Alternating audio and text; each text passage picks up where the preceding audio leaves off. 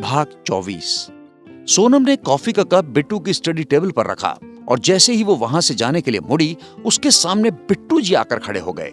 सोनम बिना कुछ बोले उसके दूसरी तरफ ले जाने लगती है तो बिट्टू अपने एक हाथ से उसका रास्ता रोक लेता है। सोनम फिर भी चुपचाप दूसरी तरफ से जाने के लिए मुड़ती है तो बिट्टू जी अपने दूसरे हाथ से उसका रास्ता रोक लेते हैं। अब सोनम बिट्टू के दोनों हाथों के बीच में खड़ी थी, लेकिन बिल्कुल खामोश। डॉक्टर साहब अब धीरे धीरे पीछे की तरफ बढ़ने लगते हैं और सोनम खुद ब खुद ही पीछे की ओर खिसकने लगती है। सोनम की पलकें झुकी हुई और डॉक्टर साहब की पलकें उसी के ऊपर टिकी हुई थी। सोनम ने बिना उसकी तरफ देखे कहा कि आंटी जी हमारा इंतजार कर रही है, बहुत काम पड़ा है किचन में। डॉक्टर साहब ने कहा कि first look at me. Sonam ने इंकार में गर्दन हिला दी। डॉक्टर साहब के हाथों का शिकंजा उसके कंधों पर कसता ही जा रहा था। उसकी नजरें सोनम के चेहरे पर ही टिकी हुई थी। सोनम ने धीरे से कहा कि हमें दर्द हो रहा है, छोड़िए हमें। अच्छा, और मेरे दर्द की कोई परवाह नहीं है आपको? मैं जो इतने दिनों से आपसे बात करने की कोशिश कर रहा हूँ, आपको मनाने की कोशिश कर रहा हूँ, उसका क्या? प्लीज हमें जाने दीजिए, अभी हम आपके किसी भी सवाल का जवाब नहीं दे पाएंगे। जी नहीं, पहले मुझसे प्रॉमिस करिए कि आज रात को खाने के बाद आप मुझसे बात करेंगी। और हाँ, ये याद रखिए कि मैं बहुत जिद्दी हूँ। अगर आप अपने वादे से मुकरी तो फिर चाहे जो हो, मैं आपसे जबरदस्ती बात करूंगा, चाहे मुझे आपके रूम में ही क्यों ना आना पड़े। पर हमने आपसे कोई वादा नहीं किया है अभी। सोनम ने कहा, ठीक है, देखते हैं। याद रखिएगा, सारी रात आपका इंतजार करूंगा और आपको आना पड़ेगा। सोनम वहां से चली गई और मुस्कुरा रही थी कि सच में इनका कुछ नहीं हो सकता। गुस्सा भी खुद होते हैं और फिर मनाने के नाम पर धमकी भी देते हैं। अरे सही तरीके से तो कुछ करो। बेटा सोनम, तैयार हो जा, आगे की तेरी लाइफ ऐसे ही कटने वाली है। पहले बेवजह डांट खाना और फिर ऊल जलूल हरकतों से तरीकों से मानने के लिए तैयार रहना। वो एक बार धीरे से हंस पड़ी। राधिका ने सोनम को खुद ही में मुस्कुराते हुए देखा तो समझ गई कि जरूर बिट्टू की कोई हरकत पर ही हंसी आ रही है इसे। उन्होंने अनजान बनते हुए कहा कि अरे सोनम, बेटा जरा ये गरम गरम पकौड़े बाहर अपने दोनों पापा को दे आओ, नहीं तो तुम्हारे पापा का तो पता नहीं, पर कृपा के पापा जरूर हंगामा खड़े कर देंगे। इतनी देर हो गई है और अभी तक पकौड़े नहीं आए। सोनम राधिका की बात सुनकर मुस्कुराती हुई पकौड़े की प्लेट लेकर बाहर गई और सबको गर्मा गर्म पकौड़ों के साथ धनिया और टमाटर की चटनी सर्व की। अमित ये सब अपने रूम की खिड़की से देख रहा था। मन तो उसका भी कर रहा था कि वो भी सबके साथ धूप में बैठकर गरम गरम पकौड़ों का मजा ले। लेकिन आज डॉक्टर साहब ने थोड़ी देर के लिए ही सही, लेकिन शराफत का और सिधाई का चोला ओढ़ रखा था। मारा छोरा भी छोरी से कम है के। तभी उसके पास हॉस्पिटल से फोन आ गया और वो फोन पर बात करके खुद को ठीक ठाक करता हुआ कहते हैं कि कोई नहीं डॉक्टर साहब, और कुछ दिन सब्र कर लीजिए। ये पकौड़े क्या चीज हैं, आप हर चीज सोनम के हाथों की और सोनम के हाथों से ही खाएंगे। ओहो, कॉन्फिडेंस तो देखो हमारे छोरे का, गजब से। डॉक्टर साहब बाहर लॉन में आए तो सोनम के पापा ने कहा कि आओ बेटा, प्लीज जॉइन अस। डॉक्टर साहब ने कहा कि सॉरी अंकल, पर मुझे जाना है, अभी अभी हॉस्पिटल से कॉल आया है। आप लोग प्लीज कंटिन्यू करिए, मैं आप लोगों को शाम को ज्वाइन करता हूँ। इतना कहकर वो वहां से चला गया और चुपके से सोनम की तरफ देखते हुए उसे घड़ी का इशारा करते हुए वहां से निकल पड़ा। सोनम ने और राधिका ने मिलकर शाम के खाने की तैयारियां शुरू कर दी और दोनों जेंटलमैन बाहर लॉन से उठकर अंदर लिविंग रूम में आ गए, क्योंकि अब शाम होने लगी थी और धूप भी ढलने लगी थी। सोनम के पापा ने बात शुरू करते हुए कहा कि भाई साहब, आपका बहुत बहुत धन्यवाद जो आपने मेरी बच्ची को उस नरक में जाने से बचा लिया। नंदकिशोर जी, सोनम के पापा ने दोनों हाथों को पकड़े हुए कहा, अरे भाई साहब, धन्यवाद कहने की कोई जरूरत नहीं है। मैंने आपसे वादा किया था ना कि मेरे लिए सोनम और कृपा में कोई अंतर नहीं है, तो फिर मैं सोनम के साथ ऐसा कैसे होने दे सकता था? सोनम के पापा बोले, सोनम से मिलने आना तो सिर्फ एक बहाना था। मैं तो बस सामने से आकर आपके इस उपकार के लिए आपको धन्यवाद कहना चाहता था, पर अब लगता है कि शायद मैंने यहाँ आकर बहुत सही काम किया है। अरे भाई साहब, आप ही का घर है और ये क्या आप बार बार धन्यवाद देने की बात कर रहे हैं? मैंने वही किया जो एक बाप अपनी बेटी के लिए करता है। अच्छा एक बात बताइए, सोनम की जगह कृपा होती और मेरी जगह आप होते तो आप भी तो वही करते ना जो मैंने किया। फिर इसमें एहसान या धन्यवाद जैसे शब्दों के लिए जगह कहाँ है? सोनम के पापा ने भाव विहल होकर नंदकिशोर जी को गले लगा लिया और कहा कि ये तो आपका बड़प्पन है जो आप इस तरह की बातें कर रहे हैं, वरना उन दुष्ट लोगों ने तो पूरा प्लान बना लिया था मेरी लाडो के लिए। अब बीती बातों को छोड़िए और आने वाले सुंदर कल के लिए तैयार रहिए। नंदकिशोर जी ने कहा, हाँ भाई साहब, शायद आप सही कह रहे हैं, बस सोनम की चिंता लगी रहती है, इसलिए मन कभी थोड़ा थोड़ा परेशान हो जाता है। सोनम के पापा ने अपनी व्यथा कह डाली। नंदकिशोर जी कुछ देर खामोश रहने के बाद फिर कुछ सोच में पड़ जाते हैं। उन्हें इस तरह से सोचते हुए और खामोश देखकर सोनम के पापा ने कहा कि क्या हुआ भाई साहब, आप इस तरह से क्यों बैठे हैं, जैसे कि कुछ कहना चाह रहे हैं। और नंदकिशोर जी ने कहा कि आपने बिल्कुल सही कहा, मैं आपसे कुछ बात करना चाहता हूं, पर समझ में नहीं आ रहा कैसे कहूं। उन्होंने चिंता जताते हुए कहा। तब सोनम के पापा ने कहा कि ऐसी क्या बात है कि आपको इतना सोचने की जरूरत पड़ रही है। वो दरअसल मुझे हम सबको मुझे, राधिका को, माँ को, कृपा को, हम सबको आपकी सोनम बहुत पसंद है। तो हम सब आपसे कहना चाह रहे हैं कि हम सब आपकी सोनम को हमेशा के लिए इस घर में रोकना चाह रहे हैं, अमित की पत्नी के रूप में। नंदकिशोर जी ने थोड़ा सकुचाते हुए आखिर अपनी हार्दिक इच्छा सोनम के पापा के सामने व्यक्त कर ही दी। इस बीच सोनम के पापा नंदकिशोर जी की ये सारी बातें अविश्वसनीय रूप से सुन रहे थे। जब बहुत देर तक सोनम के पापा ने कोई जवाब नहीं दिया तो नंदकिशोर जी फिर से बोले, क्या हुआ भाई साहब, आप कुछ बोल नहीं रहे हैं। देखिए, आपने हम सबको तो देख ही लिया है और अमित को भी देख लिया है। वो अपने फील्ड में वेल सेटल्ड है। और इससे पहले कि नंदकिशोर जी और कुछ भी कहते, सोनम के पापा अपनी जगह से उठे और नंदकिशोर जी के हाथ पकड़ते हुए बोले, बस करिए भाई साहब, आपको ये सब कुछ बताने की जरूरत नहीं है।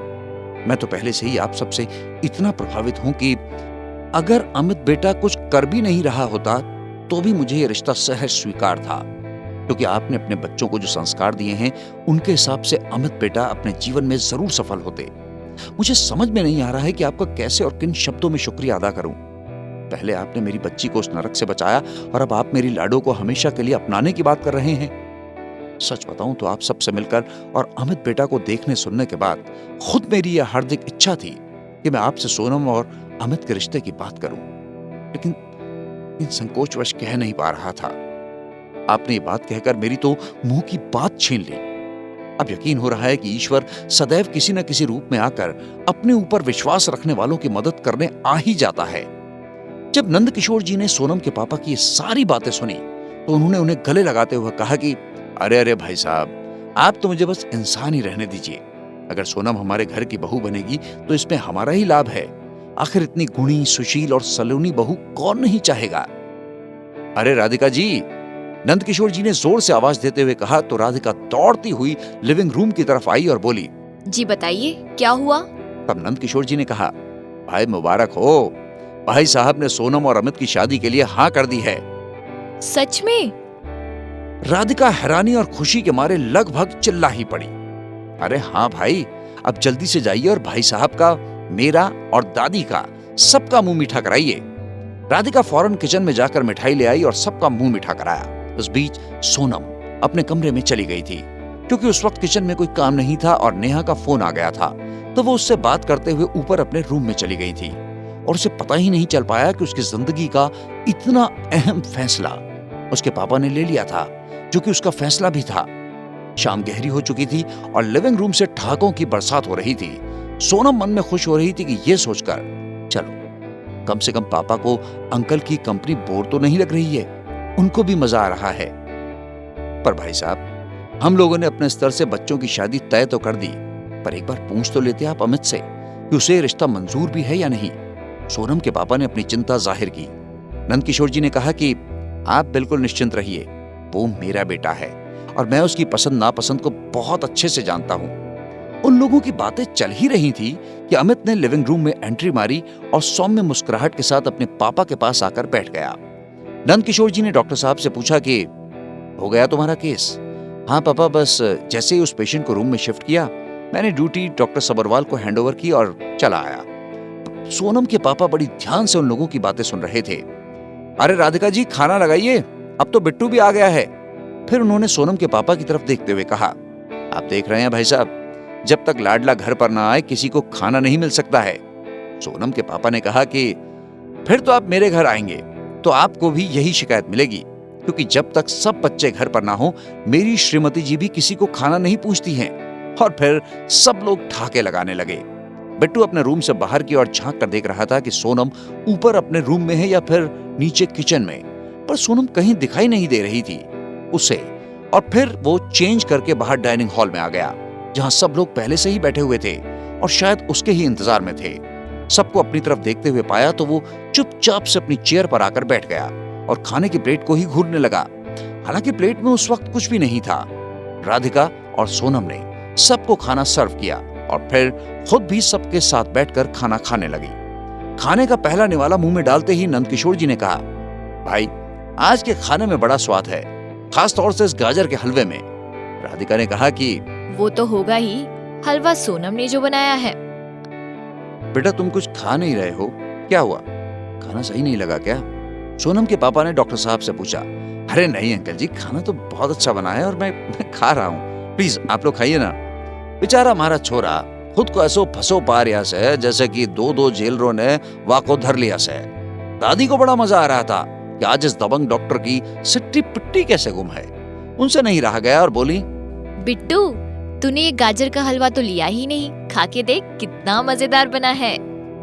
थारी गई नहीं। ये दादी फिर से शुरू हो गई। इस छोरे नू इतना गुस्सा आया से कि क्या बताऊं, कितना गुस्सा आया से। पर मारा छोरा घणो शांत बैठो रियो से। अब दादी की हंसी छूट गई से और दादी खिलखिला के हंस पड़ी।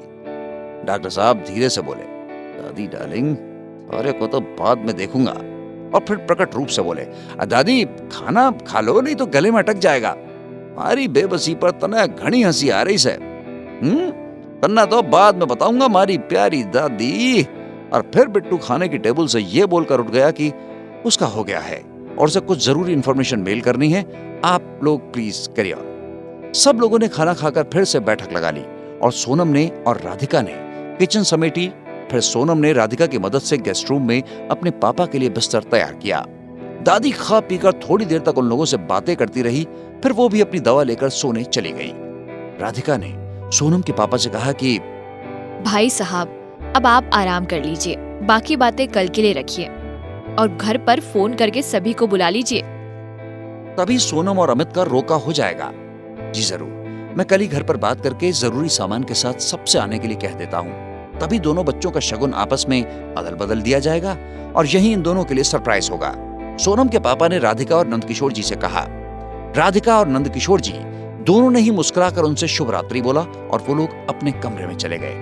कमरे में भी वो लोग सोनम के पापा के सीधे सरल स्वभाव की तारीफ कर रहे थे और इस बात के लिए खुश थे कि फाइनली अब सोनम और अमित की शादी का सपना जो उन लोगों ने देखा था पूरा होने वाला है।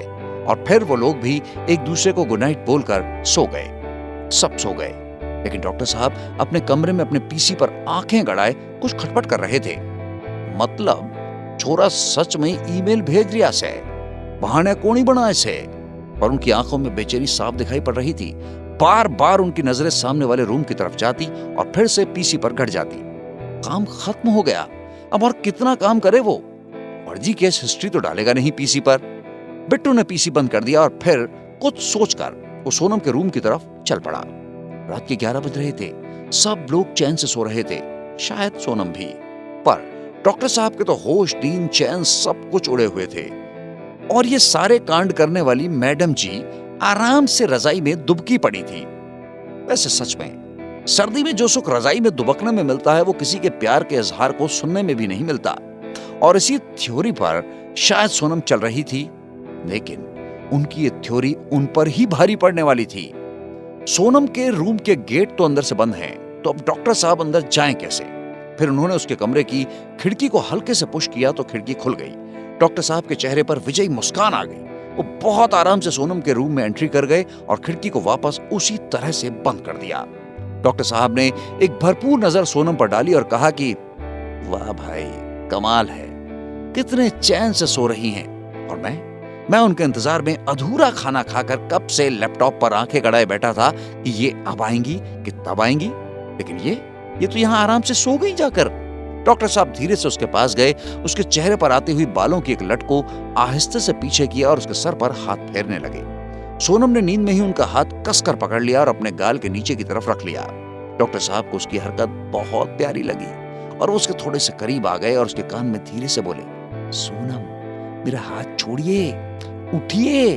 सोनम ने आंखें खोली और अमित को अपने इतना करीब बैठा देखकर वो एक झटके में उठकर बैठ गई। डॉक्टर साहब तो बस उसे देखे ही जा रहे थे। अमित का खुद को यूं इस तरह से देखते हुए पाया तो वो अचकचा गई। फिर उसने खुद की ओर देखा और उसने खुद को झट से कंबल उड़ा दिया।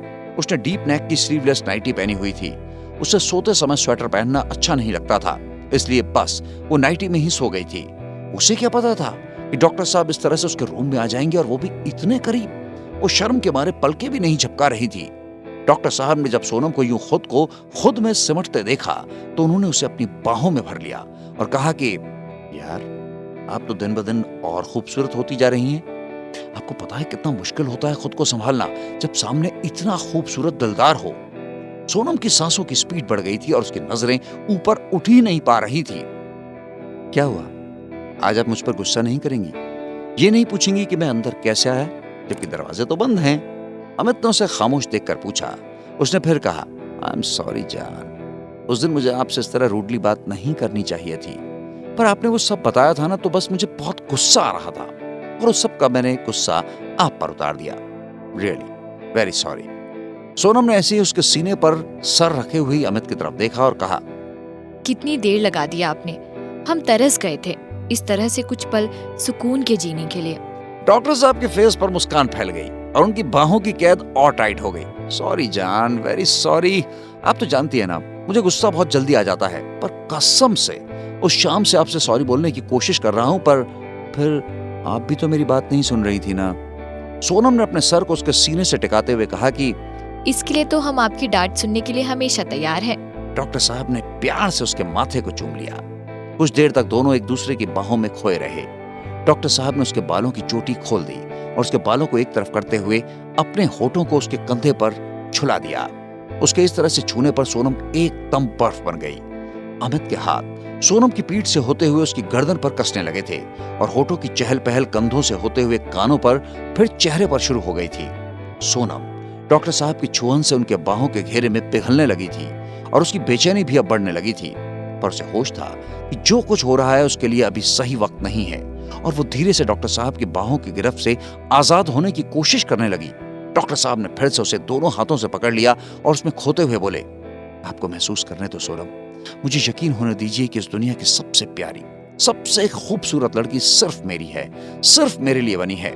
सोनम ने अमित से धीरे से कहा कि विश्वास कर लीजिए डॉक्टर साहब, हम आपके ही हैं और सिर्फ आपके ही रहेंगे हमेशा। हम आपसे बहुत प्यार करते हैं डॉक्टर साहब, और हमेशा करते रहेंगे। डॉक्टर साहब बोले, सोनम, जब से आप मेरी जिंदगी में आई हैं तब से मैं इतना खुश रहने लगा हूं कि मुझे अब और किसी चीज की जरूरत नहीं है। बस आप हमेशा मेरे पास, मेरे साथ यूं ही रहना। और उसने सोनम की आंखों को, उसके माथे को, गालों को, नोजी को बारी बारी से चूम लिया।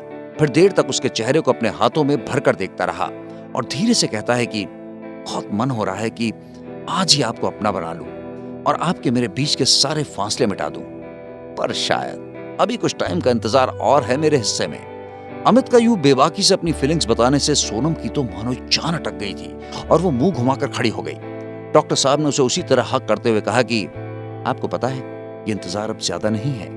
सोनम ने उसे सवालिया नजर से देखा तो डॉक्टर साहब ने कहा कि ये सरप्राइज है आपके लिए, थोड़ा वेट करिए, और हाँ, आज का हिसाब और नोट कर लीजिए कहीं पर। सोनम की न समझने वाली हालत देखकर डॉक्टर साहब मुस्कुराते हुए उसके करीब आकर उसके कान में कहते हैं कि आज की रात का हिसाब, बोला था ना आपको, एक एक पल, एक एक रात का हिसाब लूंगा आपसे। और वो मुस्कुराते हुए वहां से चल पड़े और सोनम भी शाय स्माइल करते हुए अपने कंबल में घुस गई। डॉक्टर साहब आ तो गए, पर उन्हें न तो नींद आ रही थी और न ही चैन, तो उन्होंने अपने फोन पर एफएम लगा दिया और सोने की कोशिश करने लगे। ऐ रात जरा थम थम के गुजर, ऐ रात जरा थम थम के गुजर, मेरा चांद मुझे आया है नजर। आज की कहानी बस यहीं तक। आगे की कहानी सुनने के लिए सब्सक्राइब करो इस चैनल को, और आने वाले एपिसोड्स की जानकारी पाने के लिए प्रेस करो बेल आइकॉन। तो जल्दी से आगे की कहानी सुनो कुकू एफएम ऐप पर।